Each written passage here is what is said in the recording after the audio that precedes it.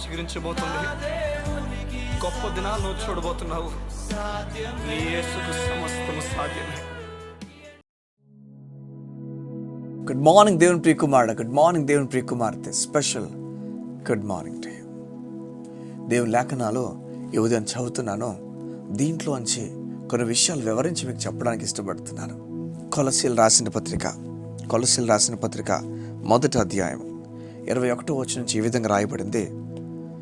మరియు గత కాలమందు దేవునికి దూరస్తులను మీ దుష్క్రియల వలన మీ మనస్సులో విరోధ భావం గలవారయ్యుండిన మిమ్మను కూడా తన సన్నిధిని పరిశుద్ధులుగాను నిర్దోషులుగాను నిరపరాధులుగాను నిలబెట్టకు ఆయన మాంసయుక్త దేహమందు మరణం వల్ల ఇప్పుడు మిమ్మల్ని సమాధానపరిచాను.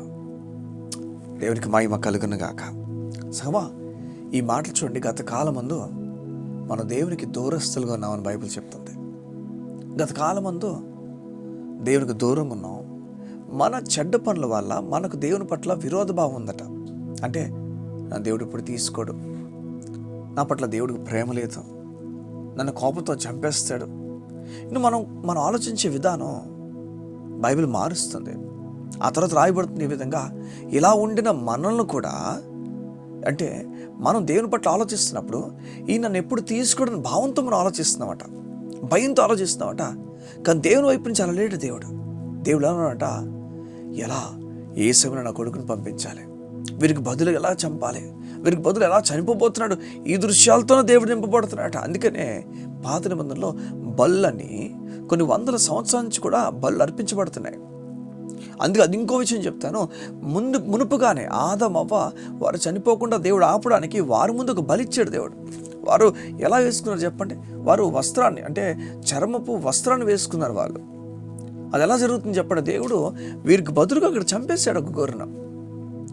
అలాగనే ఆదరించి కూడా దేవుడు యేసు ప్రభు ఆలోచనలతోనే ముందుకు వెళ్ళాడు. ఆయన ఆలోచన అంతా కూడా యేసు ప్రభుతో నింపబడింది. అందుకనే ఆలోచన బట్టి దేవుడు మన పట్ల ఎప్పుడు కోపంగా లేడు. అంటే ఏ విధంగా చూడండి, మన పాపం బట్టి ఆయన కోపంగా ఉన్నాడు, నిజం, వాస్తవం. మన పాపాన్ని శిక్ష వేయాలి, వాస్తవం. అట్ ద సేమ్ టైం ఆయన మన ప్రేమించుచున్నవాడు కనుక ఎలా మనల్ని స్వతంత్రులుగా చేయాలి, ఎలా మన పాప నుంచి విడిపించాలని ఆలోచన కలుగుతూనే ఉన్నాడు. గత కాలం ముందు మనకు ఆలోచన భయం ఉండింది ఏమంటే దేవుడు దూరస్తుడని, దేవుడు దూరంగా ఉన్నాడు, లేకపోతే దేవుడు నా పట్ల విరోధ భావం ఉంది, నన్ను చంపేస్తాడు. అవును, నిజమే, ఇవన్నీ రైటే. కానీ దేవుని హృదయాన్ని ఒకవేళ అర్థం చేసుకుంటే ఆ హృదయం చెప్తుంది నీకోసం పరితపిస్తున్నాడని, నీ కొరకు ఎలా తన కుమారుడిని పంపించాలో చాలా ఆతృత పడ్డాడని. సగమా నిజమిది. ఆ కుమారుడిని పంపించట ఆయన చూడండి, ఆ కుమారుడిని పంపించిన తర్వాత ఆ మరణం తర్వాత, ఆయన మరణించిన తర్వాత బైబిల్ చెప్తుంది తన సన్నిధి, అంటే దేవుని ఎదుట మనము పరిశుద్ధులుగాను, చూడండి ఈ మాట చదువుతున్నాను జాగ్రత్తగానండి, తన సన్నిధిని పరిశుద్ధులుగాను నిర్దోషులుగాను నిరపరాధులుగాను. వావ్! తన సన్నిధిని అంట తన ముందు పరిశుద్ధులుగా నిర్దోషులుగా, చూడండి, ఏ దోషము లేనివాడుగా, నిరపరాధులుగా, వీడు అపరాధం లేనివాడుగా. చూడండి, మనల్ని దేవుడు తన ఎదుట పరిశుద్ధులుగా నిర్దోషులుగా నిరపరాధులుగా నిలవబెట్టుటకు ఆయన మాంసయుక్త దేహమందు మరణం వల్ల ఇప్పుడు మిమ్మల్ని సమాధానపరిచాను. సగం అర్థమవుతుంది యోధి అన్న. దేవునితో సమాధానము మనబట్టి అవ్వలేదు, మనం పరిశుద్ధులుగా నిర్దోషులుగా నిరపరాధులుగా మాట మనబట్టి అవ్వలేదు. చూడండి, మనం ఏది తప్పు చేయకపోతే అప్పుడు చూడండి నిర్దోషులు అని చెప్పచ్చు. వీడు ఏ తప్పు చేయలేదు సార్, అపరాధం లేనివాడు సార్ వీడు అని ఎప్పుడు చెప్తారంటే ఏం చేయలేనప్పుడు. కానీ బైబిల్ చెప్తుంది మనం అపరాధాలు చేసినా, మనం నిర్దోషులు కాకుండా దోషులైనా, మనం పరిశుద్ధులు కాకుండా ఇష్టాసారం బ్రతికిన, అపవిత్రంగా బ్రతికిన, ఆయన మాంసయుక్త దేహమందు మరణం వల్ల, ఆయన చనిపోవడం వలన, ఆ మరణము ద్వారా దేవుడు మనల్ని పరిశుద్ధులుగా నిర్దోషులుగా నిరపరాధులుగా పిలుస్తున్నాడు. మన బట్టి కాదు, మన క్రియలు బట్టి కాదు, మనం చేసిన పనులు బట్టి కాదు. చూడండి, మనం తప్పు చేయకుండా బ్రతికితే అప్పుడు మనల్ని ఏ తప్పు లేనివాడో చెప్పచ్చు. నిర్దోషి, ఫర్ ఎగ్జాంపుల్ మీ పైన ఒక కేసు పడితే వీడు దోషం లేనివాడు ఎలా చెప్తారు చెప్పండి? మీరేం తప్పు చేయకపోతే అప్పుడు దోషము లేని వ్యక్తి అని చెప్తారు. కానీ బైబిల్ పిలుస్తుంది మనం తప్పు చేసినప్పటికీ, మనం ధర్మశాస్త్రం ముందు తప్పు చేసిన వ్యక్తులుగా దొరికిపోయినప్పటికీ అపవిత్రంగా బ్రతికినప్పటికీ, నేరం చేసినప్పటికీ మనం చెప్తున్న బైబిల్ ఏ నేరం లేనివాడు, నిర్దోషి. అది మాత్రం కాదు, పరిశుద్ధుడు, చాలా దేవుని కోసం నిష్ఠగా బ్రతికినవాడు అని చెప్పి అలాంటి ఒక ముద్ర వేసుకు వెళ్తుంది. ఎలా అంట, మన నిమిత్తము యేసు చనిపోతున్నప్పుడు ఆయన మన స్థానంలో పాపంగా మారిపోయాడు. స్థానం షిఫ్ట్ అయిందంతే. మన స్థానంలో ఆయన వెళ్ళిపోయాడు, ఆయన స్థానంలోకి నువ్వు వచ్చేసే ఉదయాన.